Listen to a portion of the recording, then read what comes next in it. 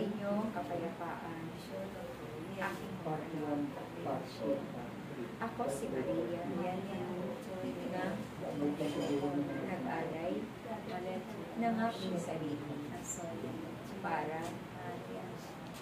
maihayag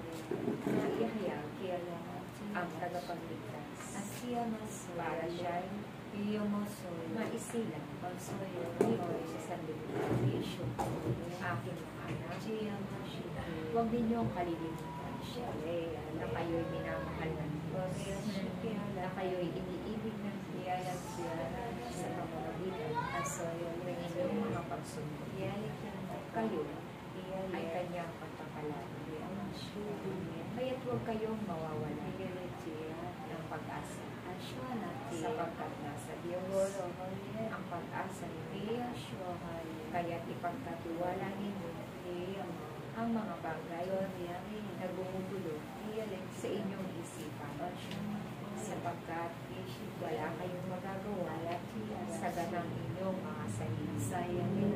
Ngunit ang Diyos na inyong tinatawag ay napakalaki ng magagawa sa inyong mga buhay.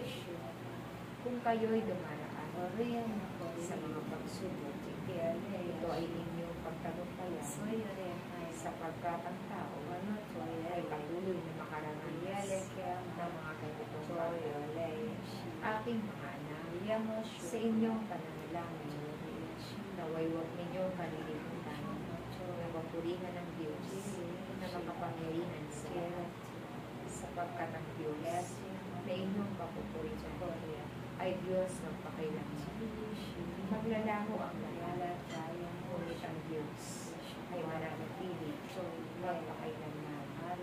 Kaya nawa, huwag kayong manghinawa sa inyong pagpilitan, sa inyong pagsunod, sapagkat naririto ang susi ng inyong kaligtasan.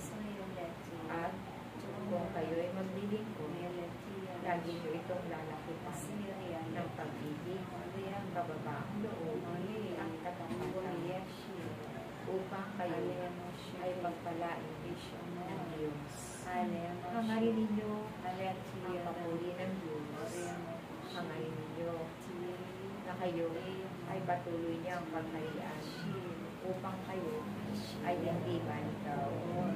Ako'y patuloy na mananalangin para sa kaligtasan ng inyong bayan at ng inyong bansa. Patuloy kayong tumawa sa kanyang pangalan at patuloy ko kayong sasamahan sa inyong pananalangin. Nawa, kayo'y manalangin para sa mga kaluluwa, sapagkat maraming kaluluwa ang naghahanap ng panalangin.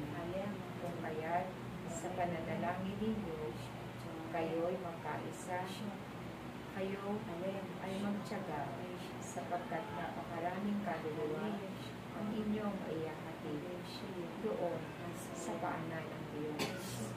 Kung kaya't ang aking mga katipunan, nawa ito ay inyong mapagtagumpayan, sapagkat ang taong naglilingkod sa Diyos ay pagkakalooban niya ng kalakasan at tataglayin niya ang buhay na walang hintay, nakasama ang mga anghel at mga banal. Kaya't aking mga anak, pagsikapan ninyo na ang bawat araw ay inyong mapagtagumpayan, sapagkat dito susubukin ang inyong pag-ibig at kababaang loob. Anuman ang pag-uusip, ito ay inyong pagkalooban ng pangunawa at kapatawaran, sapagkat ito ay mahalaga na iniuutos ng Diyos sa inyong lahat. Pagmamahalan kayo, sapagkat kayo ay aking inang. Ako ang inyong inang Maria ay pinalaga bilang reyna ng langit at lupa. At muli, salamat sa inyong pananalangin nang sa